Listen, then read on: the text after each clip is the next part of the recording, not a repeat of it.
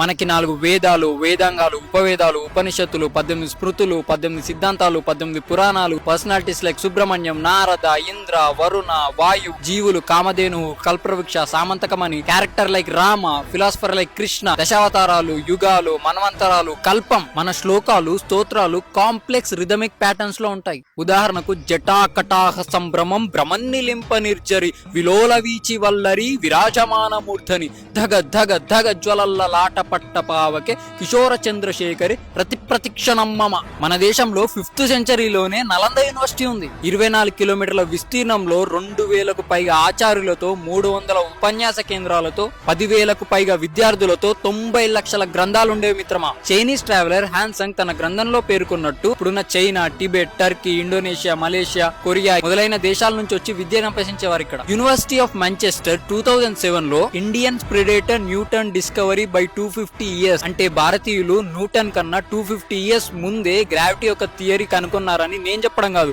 యూకేలో ఉన్న university of Manchester చెప్పింది. మనకి మహర్షి కన్నడ్ రాసిన వైశేషిక దర్శనంలో ఉంటుంది గురుత్వ ప్రయత్న సంయోగనాం ఉక్షేపణం అని, అదే గ్రావిటీ థియరీ. ఇటలీలో ఉన్న పీసా టవర్ 5.5 డిగ్రీస్ లీన్ అయితేనే వండర్ అయినప్పుడు వారణాసిలో ఉన్న రత్నేశ్వర్ మందిరం 9 డిగ్రీస్ లీన్ అయింది. ఇవి పుక్కిటి పురాణాలు కావు మిత్రమా, పరిడవిల్లే నాగరికతలో పుట్టిన పురాణాలు. ఇప్పుడు వెంటనే ఈ సూడో సెక్యులరిస్టులు, కమ్యూనిస్టులు, ఎథిస్టులు అందరూ వచ్చి మరి అంత టెక్నాలజీ ఉన్నప్పుడు రాకెట్ కనిపెట్టొచ్చు కదా అని అంటారు. వాళ్ళు తెలుసుకోవాల్సిన విషయం ఏమంటే సుమారుగా 800 సంవత్సరాలు మనని పఠాన్లు, షేకులు, బాబర్లు, మొఘళ్ళు, నిజాంలు మన దేశం మీద దండెత్తి టెంపుల్స్ ని డిస్మాంటిల్ చేశారు, గ్రంథాలను తగలబెట్టేశారు, కల్చర్ ని నాశనం చేశారు. దీని వల్ల మనకిప్పుడు నాలెడ్జ్ గ్యాప్ ఏర్పడ్డది. మనని 200 సంవత్సరాలు బ్రిటిషర్స్ మనం దోచుకొని మిషనరీస్ పెట్టి ఇండైరెక్ట్ గా మన కల్చర్ మీద దాడి చేశారు. అంటే సుమారుగా 1000 ఇయర్స్ ఇన్వేజన్ కి గురైన కంట్రీ మనం. కానీ ఎంతమంది ఎన్ని చేసినా మన రామచంద్రమూర్తి నుంచి మనం వేరు చేయలేకపోయారు.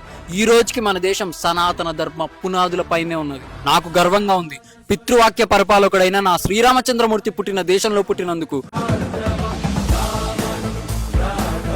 నాకు గర్వంగా ఉంది భగవద్గీతను ప్రపంచానికి బోధించిన నా శ్రీకృష్ణ పరమాత్మ పుట్టిన దేశంలో పుట్టినందుకు.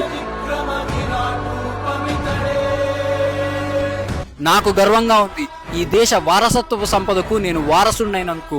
నాకు గర్వంగా ఉంది ఈ విశ్వానికే గురువు అయిన విశ్వ గురువుకి నేను వారసుడినైనందుకు. భారత్ మాతాకి జై.